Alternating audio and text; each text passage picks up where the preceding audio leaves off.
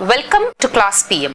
Before I start with the first lesson of class 7, I just wanted to recall few things which we have learned in class 6. See, class 6 we have learned that food is very essential for our body, right? And we also have learned that from the food we get carbohydrates, proteins, fat, minerals and vitamins. And we know that these components of the food are necessary for our body, and these components are said to be nutrients. And we know that all living organisms require food. Don't you agree? Yes. Is there any living organism which is still alive without having food? No, there is no living organism which is still alive without taking food. So what does this tell us? This tells us that every organism, all the living organisms on the earth crust, they require food.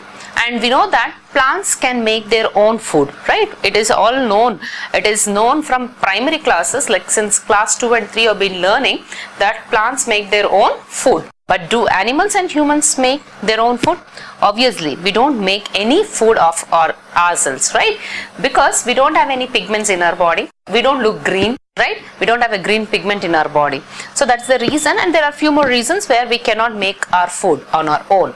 But we directly or indirectly depend upon plants for our survival. Don't you agree with this? Yes, animals eat plant products, and we also eat plant products, right? The vegetables and fruits, where do we get from? The rice which you cook, where do we get it from? From the plants. So we have to agree with my statement that we all depend directly or indirectly on the plants for our food. Now let us start with the first lesson of class 7.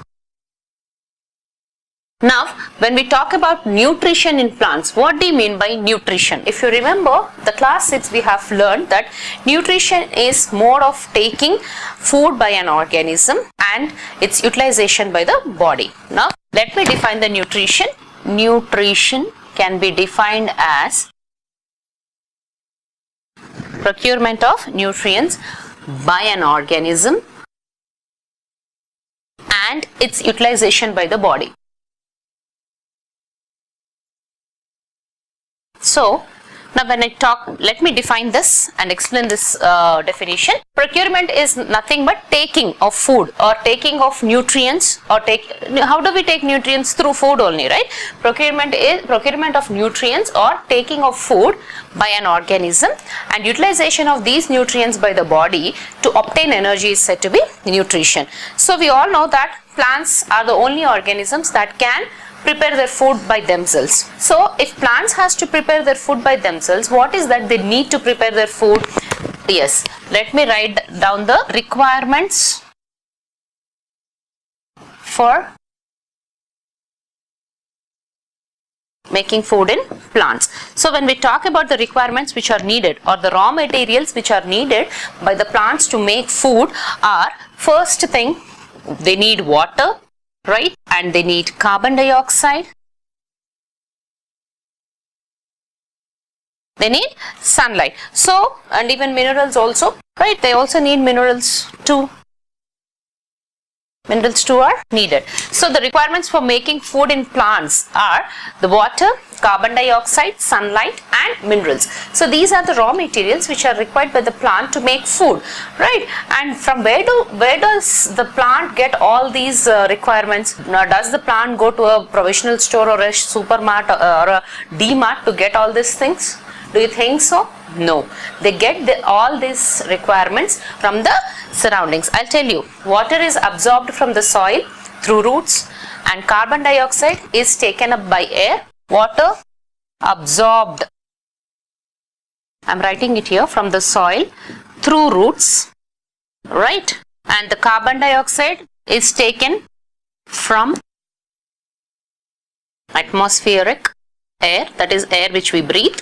And the sunlight, you know, sun is the source of light. And then minerals are also absorbed from the soil through roots. So, aren't they taking all these things from the surroundings?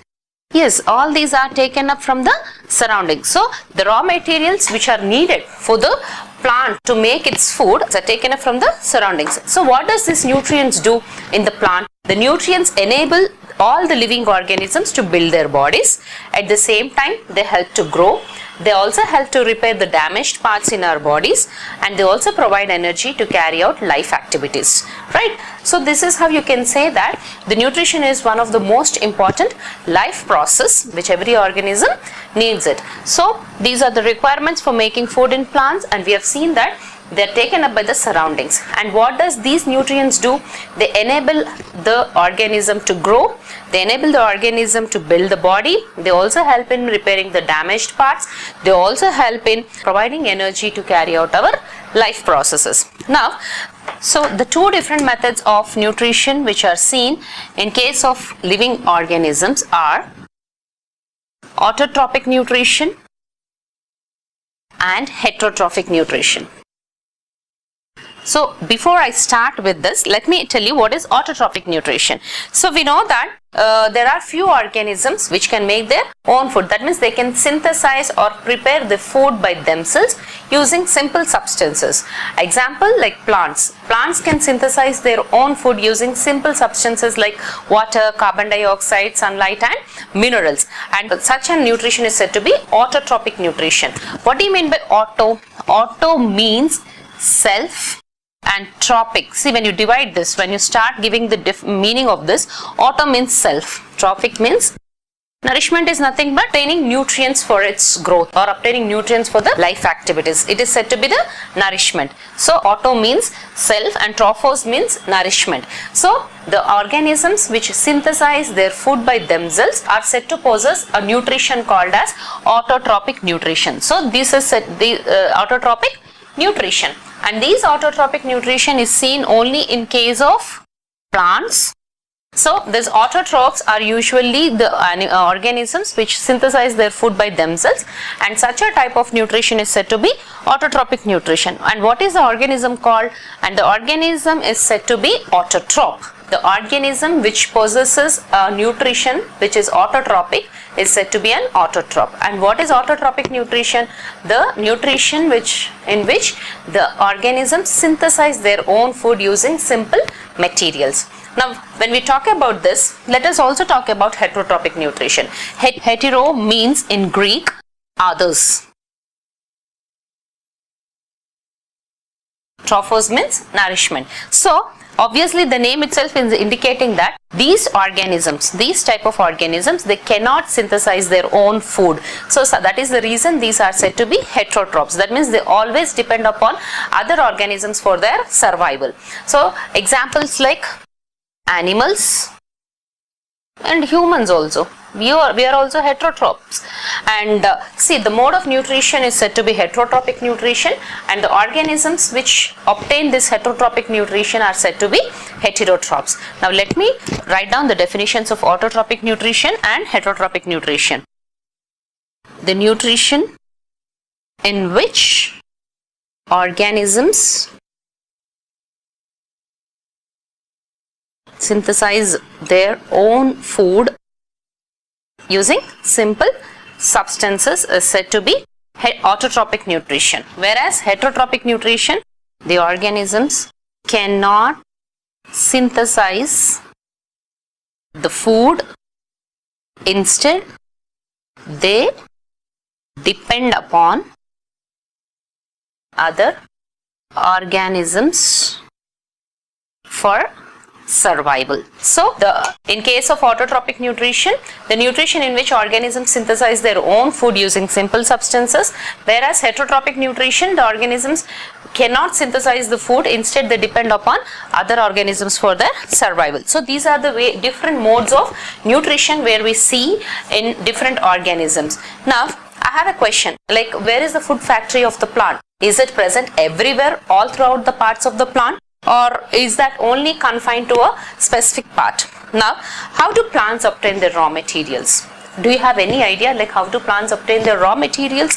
Yes. Now we know that we have seen previously, few minutes ago, that they obtain their raw materials from the surroundings. Now let us see the process of making food in case of plants. We have seen different modes of nutrition in different living organisms. Now there comes a question, like, which part of the plant is said to be the food factory? Is that every part is involved in the process of making food? Or now let us talk, how do the plants obtain their raw materials? as discussed few seconds or few minutes ago, we know that the plants obtain raw materials from their surroundings. Now, even before I start with the next step, like how to make the food in case of plants or how the plant prepares its food, let us talk about a small concept which is said to be a cell. We know that every organism, every living organism is made up of cell. And what is this cell? This cell is said to be the building. See, when you see a man or a person constructing a building, what is the building made up of?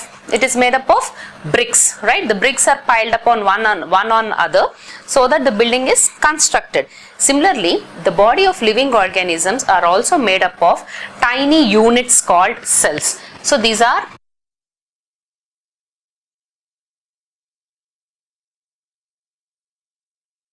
So this is a tiny unit which will help in building an organism. And you know, these cells are said to be microscopic. These cells are considered to be microscopic. What do you mean by microscopic? Microscopic means which cannot be seen through naked eye. You cannot see the cell through a naked eye, right? This can be observed only under a microscope. So when you look at the cell under a microscope, some organisms are made up of only one cell. Okay, there are organisms which are made up of only one cell. Okay, few organisms will have only one cell. That means they'll have only one cell throughout the lifetime, and few organisms have millions of cells performing various activities. Okay, so the organisms with one cell are said to be unicellular organisms. Uni means one. Okay, unicellular organisms are the ones which have only one cell throughout their lifetime. Okay, they have only one cell throughout their lifetime, and they perform all the activities or all the life processes like digestion, excretion, respiration, egestion through single cell. Example, all protozoa.